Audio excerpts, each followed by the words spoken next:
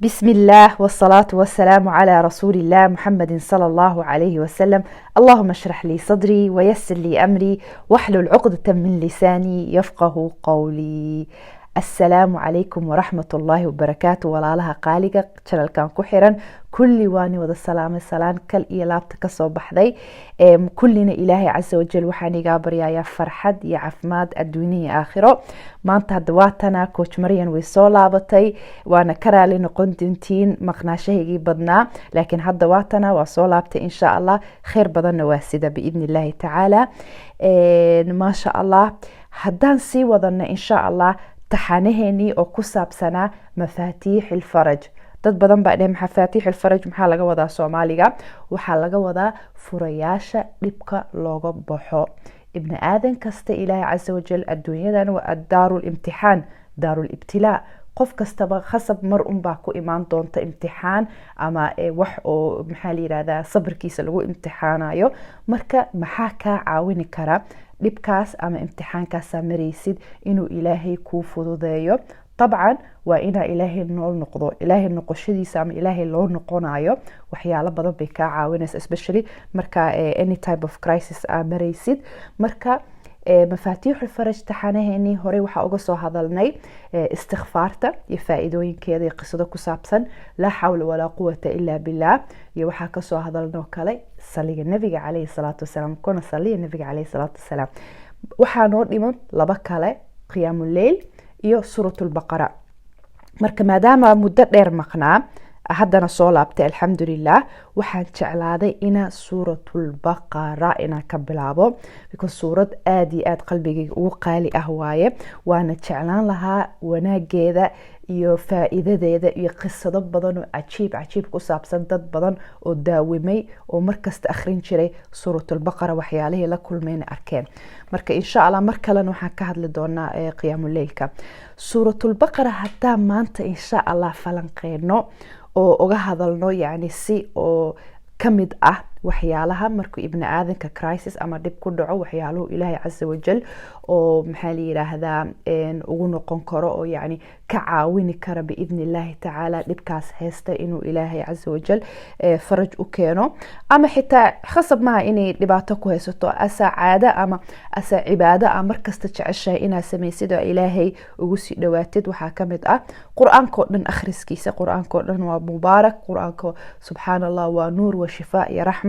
laakiin waxaa jirta fadaa'il oo khaas ah oo suuratul baqara nabigeena calayhi salaatu wasalaam oo noo sheegay oo yani nagu dhiirigelinaysa inaan markasta akhrino. waxaa kamid ah xadiidka nabiga calayhi salaatu wasalaam oo macnihiisa tahay iqra'u lqur'aan, yani qur'aanka akhriya because shafiic buu nii noqon doonaa yowm alqiyaama. iyo waxaa laga hadlo kale inay zahrawaan suuratul baqara iyo suuratu ali cimraan inay insha Allah yowm alqiyaama qofkii markasta akhriya labadaas suuradood inay ayadoo laba daruuro waaweyn camal inay ku imaan doonto ku shafiic qaadi doonto ama gruubyo oo shimbiro badan ah. suuratul baqara bil khaasna isla xadiidkaas nabiga calayhi salaatu wasalaam wuxuu ka sheegay أخذها بركة وتركها حسرة ولا يستطيعها البطلة. يعني مركا أخرسد أو داومتد أو سي جوكتا أدو أخرسد سورة البقرة وحا أركيسا وحيالا عجيب وحا أركيسا فرحد وناق حسلوني بركو والكيو كاتغي وحيالا بدنا إن شاء الله كهد للدونو وتركها حسرة.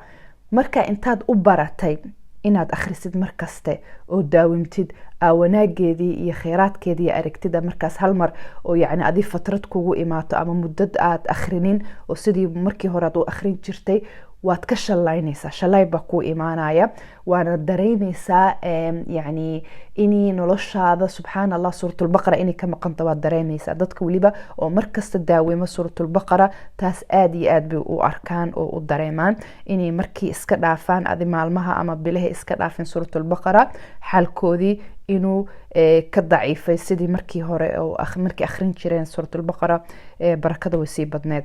walaa yastatiica albatala asxaabo badan waxay ku sheegeen waa dadka sixirka iyo maxaa layihahda caynta iyo xasadka. laakiin si guud ahaan albatala yani waa ibni aadanka oo dhan oo ilaahay casa wajal subxaan allah, dad baa yani sharta iyo quluubtooda fii quluubihim marad, yani shar badan baa ku jira, qalbigooda wuu jiran yahay, waxyaalo kheyrka may la jecla dadka kale. marka dadkaasoo dhan ilaahay siduu ishooda iyo cayntooda iyo xasadkooda iyo xiqdigooda ilaahay kaaga fogeeyo, akhriska suuratulbaqara taas buu ilaahay kaaga kafeyn doonaa.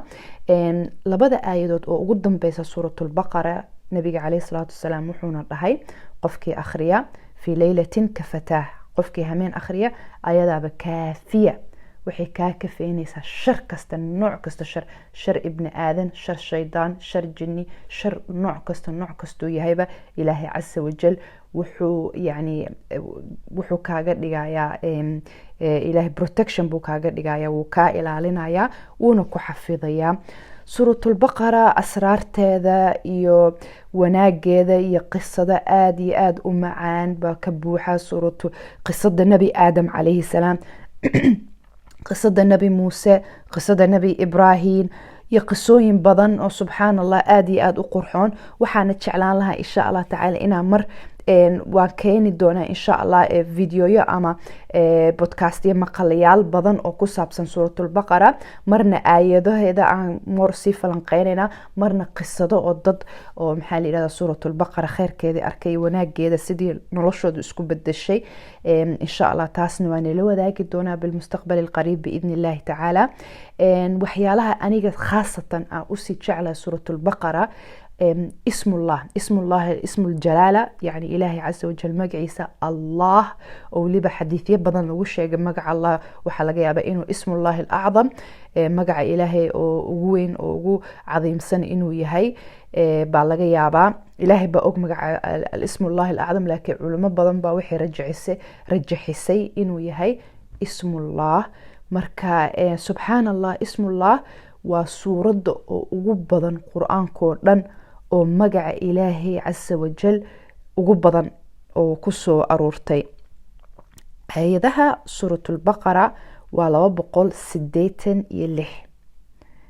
marka ismul jalaala yani allah wuxuu soo galay aayadahaas ama suuradaas wuxuu soo galay 282 jeer. يعني سبحان الله ويكبضنتها آياتها أو قرآنك آياتها سورة البقرة ولو بقول سديتني لح مقع إلهي عز وجل اسم اللهنا لو بقول سديتني لبتشر بوصوق لي. يعني سبحان الله تاس وحي كتو سيسا يعني سبحان الله آيات بدن باسم الله كتشرا marka waa aayad aada u macaan, waa aayad qurux badan, nuur iyo barako badan ka buuxdo. marka walaalaha qaaliga kulli waxaan igu dhiirigelinayaa inaa akhriskeeda kulli badino.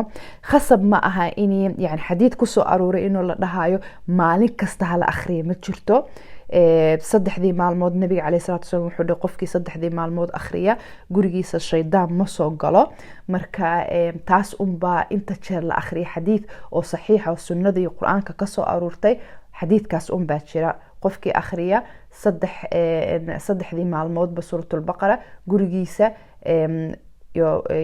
ma soo galayo shaydaan. laakiin xadiid kale oo dhahayo maalin kasta hala akhriya ama intaas hala akhriya ama intaas hala daawimo ma jirto. tan labaadna niyadda markaan akhrinayno suuratulbaqara maha inaan u akhrino oo risqiga ilaahay inuu lacagta ii badiyo ama inuu shaqo isiiyo ama inuu caruur isiiyo ama inuu zooj isiiyo. adi yani niyad oo specific ah ama wax oo adig kooban ina ilaahay ka barisid, mashruuca adiga haysatid ina ilaahay ka barisid. marka waxaas heshidna ina iska dhaafi doontid suuratulbaqara inay saas ahaato ma aha. suuratulbaqara waa qur-aankii ka mid tahay, waa suurad oo mubaarak ah. marka waxaa muhiim ah qur-aanka oo dhan horta niyadiina markaa qur-aanka akhrinayno waa in niyadeena ku jirno qur-aankan waxa uu akhrinaynaa dan oo adduunyo keliya ma aha, waxaan u akhrinaynaa inaa ilaahay casa wajal ugu dhowaano. markaa suuratulbaqara akhrinayna inaa markastaba niyadeena niyad saalixad ka dhigno oo ilaahay dhawaashadiisa inuu ilaahay raali kaa noqdo, inaa ilaahay casa wajal u dhowaatid unbaad u akhrinaysaa. marka taas waa yani niyadaada markasta inaa hagaajisid oo niyad oo saalixad oo saliimad inay ahaato oo dhawaashaha ilaahay casa wajalla u sameynaysid maaha inaa yani keliya wax oo aday mushkilad ku haysata oo xalkeeda keliya aad raadinaysid. suuratulbaqara subxaan allah aayad waxaan rabaa maanta inaan la wadaago suuratulbaqara ka mid ah aayadan. بسم الله الرحمن الرحيم ولنبلونكم بشيء من الخوف والجوع ونقص من الأموال والأنفس والثمرات وبشر الصابرين. آية بقول كنتن إيشان آية سبحان الله يعني وآية oo soo koobtay waxyaalaha ibni aadanka yani anwaacda ama qaababka oo imtixaanka ama what type of crisis oo ibni aadanka ku dhici kara, maxaa waay imtixaanada ama dhibaatooyinka ibni aadanka soo gaari karta. waa ilaahay casa wajal wuxuu dhahay walanabluwannakum, waxaan igu ibtilaysanaynaa, waxaan igu imtixaanaynaa. number 1 waa alkhawf. waxaan la dhahayna yani waxyaalaha ugu waaweyn oo ibni aadanka ku imaan kara oo yani dhibaatada ugu weyn oo ku imaan karta ibni aadanka waa khowfka.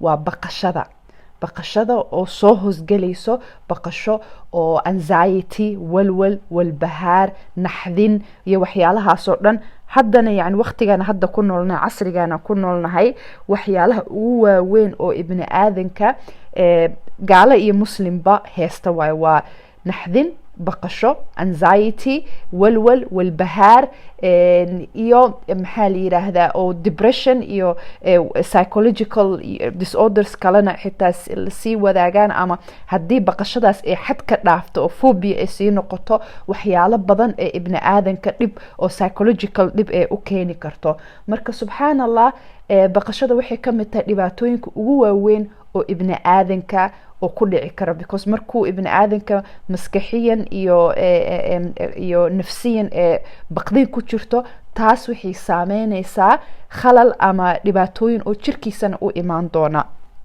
waljuuc iyo gaajo, wanaqsi min alamwaali walanfusi wathamaraat, iyo waxyaalo badan oo dhimaya ama yaraan doona oo waxay noqon kartaa xagga dhaqaalaha oo ka yaraanaya markasta sidiisa yani dhaqaalihii awal soo geli jiray inuu kasii yaraado, ama wax yarba oo maxaa la yiraahdaa oo aad u kafeynayni inuu lahaado. alanfus nafta yani dadka jeceshahay ama way kaa dhimanayaan ama way kaa tagayaan ama waa kala tegaysiin ama yani waxyaalo badan oo keenaya dad badan oo ku herarsanaa inay kaa kala tagaan ama dhimasho u imaato. wathamaraat miraha yani maadiyan bay noqon kartaa yani miraha beeraha kasoo baxa, ama waxay noqon kartaa miraha oo yani waxyaalahaad adiga ku dadaashay, waxyaalaha ku dadaashay oo miro aad falanaysay inay kuu soo baxaan, ama dadaal aad u dadaashay. waxay noqon kartaa dadaal oo aad u dadaashay ilmahaadii, aad ka filanaysid mustaqbalka ina arki doontid wanaagoodii aad arkin, ama waxay noqon kartaa anything oo ku saabsan wax adiga u dadaashay oo laakiin aa isdhahaysay miro fiican baa kuusoo bixi doona ama natiijo fiican baad arki doontaa, aad arkin ama sidaad rabta ay u noqonin. laakiin aayadaas ilaahay casa wajal wuxuu kusoo xiray ama kusoo khatimay wabashir الصاabiriin, yani inaa isxasuusino inay arintan waxaa looga bixi karaa waa asabr. imtixaankan aa maraysid oo noocyadaasoo dhan ka mid ah waxaa oga bixi kartaa sabarkana waxyaalaha oo waxawaay ugu adag ibni aadanka waqtigaas markii dhibka ku jirtid, sabarka aad bay u adag tahay ilaa ilaahay casa wajal dadku ugu talagalay oo markastaba xasuusta inay musiibo kasta adduunkan inay ka bixi doonaan. marka subxaan allah sabarka waa hadiyad oo ilaahay ku siinayo marka waqtiga yani in the middle oo dhibaatadaas dhexdeeda markaa dhex maraysid, sabarka hadduu ilaahay casa wajal oo kugu hanuuniyey inuu ku siiyo panic kugu dhaceynina, walwal iyo bahaar iyo baqdin badan oo kugu sii ziyaadeynin maadaama musiibadan kugu dhacday, waxyaalaha ugu waaweyn nimcooyinka ugu waaweyn ilaahay ku siin kara kamid tahay. maadaama dhahnay insha allah taxanahan aad iyo aad suuratulbaqara sheekooyin badan iyo qisado badan iyo aayadaha mar asii tadaburnaa sameyn doonaa biidni illah. hal qisad baa kusoo koobaya biidni illah oo aayadan ku saabsan. qisado badan baa jirta, laakiin waxaan rabaa qisada ugu horeysa inay noqoto mid oo cida iyo cibra iyo dhiirigelin iyo qalbigooda ilaahay casa wajal inuu xusnu dhan bilaahi, ina ilaahay casa wajal kheyrka aan ka filanayna inaan sii ziyaadino ku saabsan dhalinyaradeena Soomaaliyeed, because dhalinyarada Soomaaliyeed hadda waqtigii marayaan waqti aad iyo aad iyo aad iyo aad u baahan yihiin inay mental and psychological resilience inay lahaadaan, oo nafsiyadooda iyo qalbigoodaba inay xasiloontiisa iyo wanaajintiisa inay aad uga shaqeeyaan, because subxaanallah pressure oo nooc kasta dhalinyarada siiba mari karaa, especially markii waaye aragaada iyo life experience-kaada oo yaryahay, dhib kastana way kugu sii weynaanaysaa qalbigaada. marka insha allah qisada ugu horeysa waxaan la wadaagaya wiil dhalinyaro ah oo wuxuu sameeyey challenge. wuxuu dhahay 9 maalmood isku daba xigta waxaan akhrin doonaa suuratulbaqara. طبعا wiilkan dhibaatooyin badan baa soo maray, waxaana ugu waaweynaa asaga yani maadaama wiil uu dhalinyaro yahay oo intuu iskuulkii dhameeyey jaamacadii dhameeyey oo shaqo la-aan ah, asaagiisii oo dhan shaqooyin fiican bay ka shaqeynayaan, guryihii furteen, ilmihii maxaa la yiraahdaye xaasas bay leeyihiin, laakiin asaga dhibaatada xagga risqiga weli way kusii adkeed.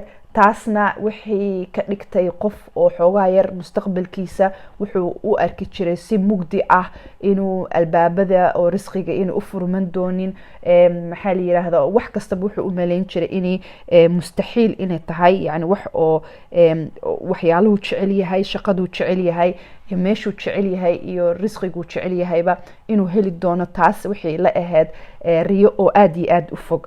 marka wuxuu maqlay fadaaisha suuratulbaqara iyo faa'iidooyinkeeda, wuxuu dhahay marka aan trygareeyo bal faa'iidooyinkaas inaan wax ka helo. yani anakana hadda waxaan isku dhiirigelinaynaa ilaahay casa wajal wax kastoo ilaahay casa wajal oo na faray oo nabigeena calayhi salaatu wasalaam axaadiista oo kusoo aruurtayna wax oo la trygareynaya ma aha, mujarab ma aha, waa wax oo for sure ah oo 100% confirmed ah, waa wax la hubo, waa hubaal oo yani shaki dhan ku jirin. ilaahay casa wajal hadduu ku dhahay inna maca alcusri yusra, wax kasta dhib kastaba wanaag baa ka dambeyn doona, kheyr baa ka dambeyn doona, waa inaa 100% inaa believe garaysid oo aaminsanaatid. qur-aanka marka akhrinaysid inuu wanaag oo maxaa la miro dhilka qur-aanka yani thimaarka ama mirahaad ka helaysid qur-aanka inay tahay wanaag, farxad, barako, shifaa, raxmad, waa inaa 100% aaminsanaatid inaad heli doontid wuxuu ilaahay casa wajal ku dhahay. marka yani ilaahay laa yujarab, ilaahay casa wajal wanaagiisa yani ma aha inaa dhahno waa jaribeynaa ama waa trygareynayna, waa inaa 100% believe garaysnaatid oo aaminsanaatid ilaahay casa wajal wuxuu kaa ballan qaaday inuu ku siin doono. marka wiilkan wuxuu sameeyey 9 maalmood isku daba xigta buu suuratulbaqara akhriyay. طبعا markuu bilaabayana subxaanallah culeys, diiqad, caajis badan oo jeclaanaynin inuu sameeyo, especially maalmaha ugu horeysa wuxuu dhahay markasta waxaan dareemi jiray culeys badan koraya markaa suuratulbaqara ba damco inaa soo qabta kitaabka, waa diiqoonaya, wax way ugu adag tahay waxyaalaha kale, haddii cayaar tahay, haddii sheeko tahay, haddii internetka ee tahay, social mediada way ii fududahay, laakiin markaa suuratulbaqara u imaaday inaa akhriyo way igu adkaan jirta. laakiin anigana dee naftay shaydaanka la dagaali jiray waana taraagarayn jiray. marka wuxuu dhahay markaa muddo waday subxaanallah, marka adiga wiigii labaad meelahaas markaa maraayo waxaa arkay isbedel oo xagga yani nafsiyadayda, isbedel oo yani gudihiisa his mindsetkiisa, sida fikirkiisa, yani qalbigiisa, hadalka oo yani his inner talk, hadalka oo ibn aadan kastaba waxyaalo waxaa jirta fikradaha markii fikradaha markaa ka fakaraysid waxaa jira cod oo gudaha markasta iskala hadlaysid. marka yani his inner talkiisa wuxuu noqday more moor yani hadallo wanaagsan buu iskula hadlaa, hadallo oo qurxoon buu isku sheegaa, qalbigiisa moor waxaa gashay hoob baa gashay, yani niyad iyo farxad baa gashay. marka wuxuu ka arkay xitaa isbedel xagga salaadiisa. salaada awal si oo gabgab dhaqso buu u tukan jiray, hadda si xasilooni ah oo si qurxoon buu salaada u tukanayaa, si qurxoon buu u weeseysanayaa, si qurxoon oo yani oo farxad ku jirta buu ducooyinka u akhrisanayaa, oo 100% yaqiinkiisa ilaahay casa wajal inuu ilaahay casa wajal ducadaas aqbalayana way kusii badatay, dikriguu sii jeclaaday, qalbigiisa naxariistaa kusii ziyaaday. yani subxaan allah wuxuu dhahay aniga yani wax isbedel weyn oo agagaarkayga asagoo ka dhicin, laakiin aniga niyadaydii iyo qalbigaygii iyo maskaxdaydii baa isbedel oo wanaagsan baaba ka arkay.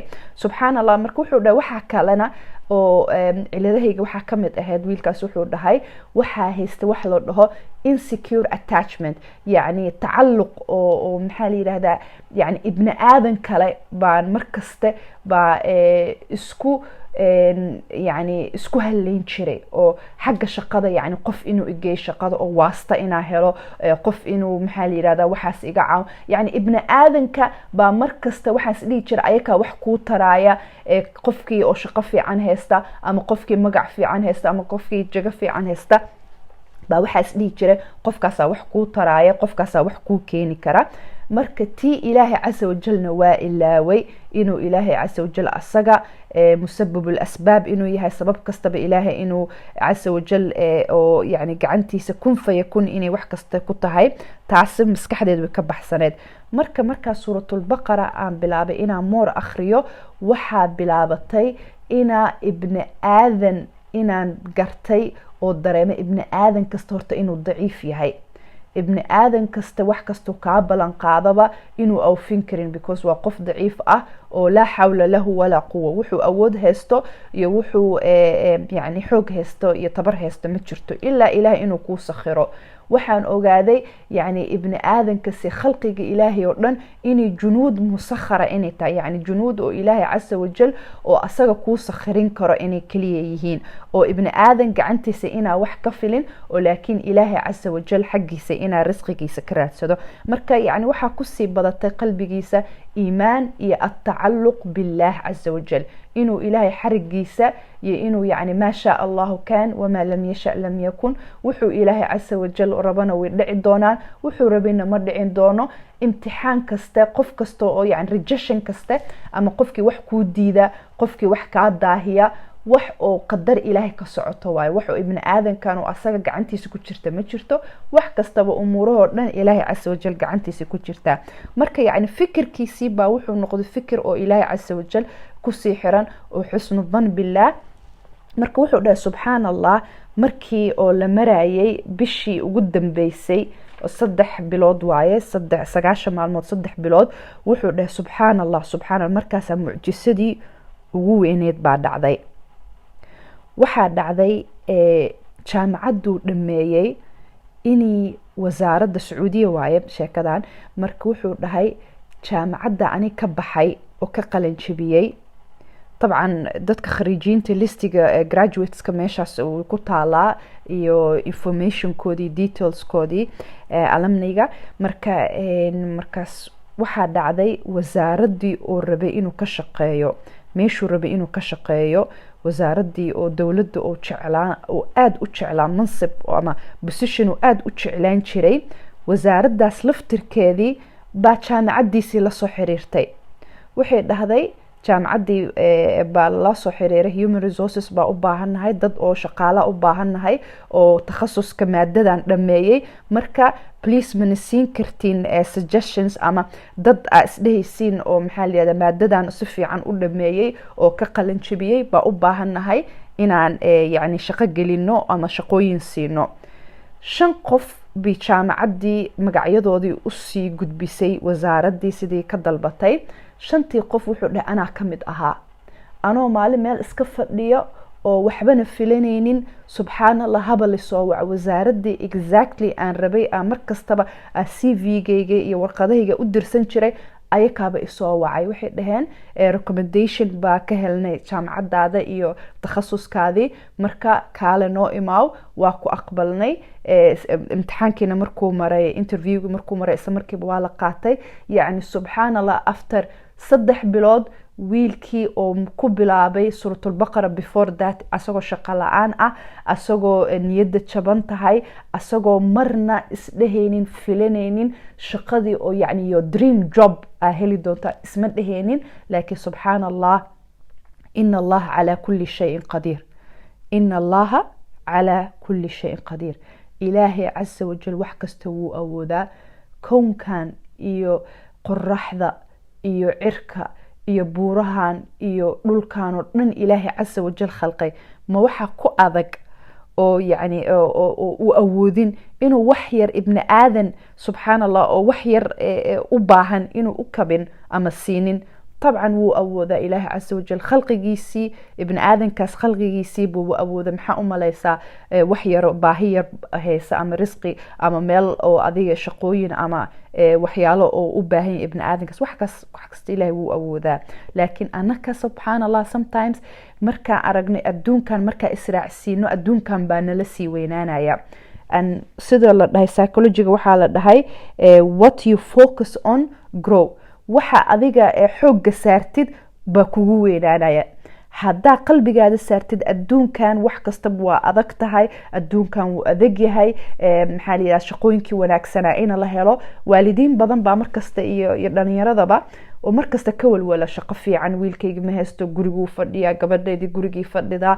shaqo fiican ma haysato guurkii wuu adag yahay maxaa la yidhaahdaa waxyaalo badan way adag tahay yacni subxaan allah dhalinyarada meel kastaba challenge bay uga jirtaa marna xaggii diinta marna xaggii nolosha oo adduunka oo yacni xasaloonida ibni aadanka oo iyo baahiyadiisii ay kamid tahay marka niyadda inaa qalbiga inaa kheyr u sheegno niyadeena inaa dejino in allah calaa kulli shayin qadiir qof kastaba inuu ilaahay isku xiro qof kasta imtixaan nooc ah buu marayaa يعني سدو إلهي عز وجل كشيء سورة العنكبوت أحسب الناس أن يتركوا أن يقولوا آمنا وهم لا يفتنون يعني موحي كلتها هاي إنا امتحان محالي هذا إنا انتهى تهديد يعني ومسلم بقى هاي قف مسلم بقى هاي إيمانك وفي عيني هاي ولقوا تست جرانين تست درايف إن لقوا سمايوا درايف محل تست درايف يعني إن لفيريو إن للتجربيو إني له بصدق يعني إلهي عز وجل wax kasta wuu hubaa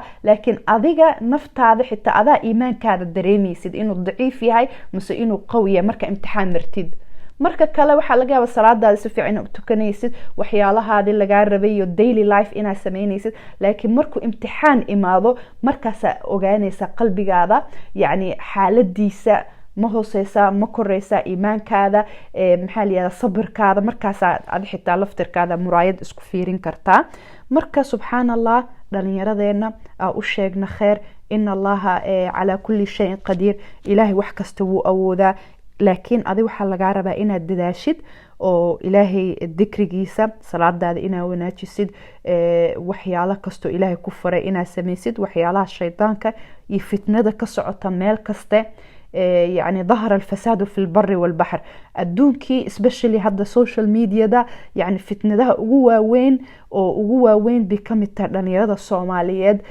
waxa haysta dhibaatooyinka oo online ka dhacaya more than anything oo meel kastay joogaan marka ilaahay isku xirno wax kasta wanaag kasta rabtid wallahi kama helisid ibni aadan kale kama helaysa ibni aadan kale ilaahay baa ka helaysaa ilaahay qofku kuu sakhiro marka insha allah intaas ku soo koobeena qisadaas oo suuratul baqara ku saabsan wiilkaas muslimka dhalinyarada ah oo taraagaray 9 maalmood inuu akhriyo marka 9 kaas maalmoodna wuxuu jeclaa buu helay shaqadii ugu wanaagsaneed meesha ugu fiicneed buu ilaahay casa wajal siiyay marka subxaan allah inna allaha calaa kulli shayin qadiir insha allah muuqaal ama maqal waayahan ka dhigeynaa moor maqalka iisii fudud waayahaan.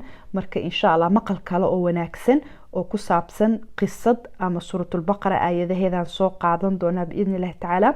intaas kheyr iyo caafimaad badan baan igaa tagay. ilaahay casa wajal waxaan ka baryaynaana adduuniya aakhiro kuwii markastaba xarigiisa heesta oo yacni allaahuma yaa muqalib alquluubi thabbit quluubana calaa diinik, inuu ilaahay qalbigeena fitnada iyo dalaalka iyo يعني امتحان كستب إنه إلهي عز وجل ونقبت بادية الدنيا آخره. وصلى الله وسلم على نبينا محمد وعلى آله وصحبه وسلم. سبحانك اللهم وبحمدك نشهد أن لا إله إلا أنت نستغفرك ونتوب إليك. ولا الله قالك وحانيقا عدسنا يا إنا سي شرقريسين لن يرد الصومالي لن لشرقريسين إن شاء الله. مقال كان وبارك الله فيكم والسلام عليكم ورحمة الله وبركاته.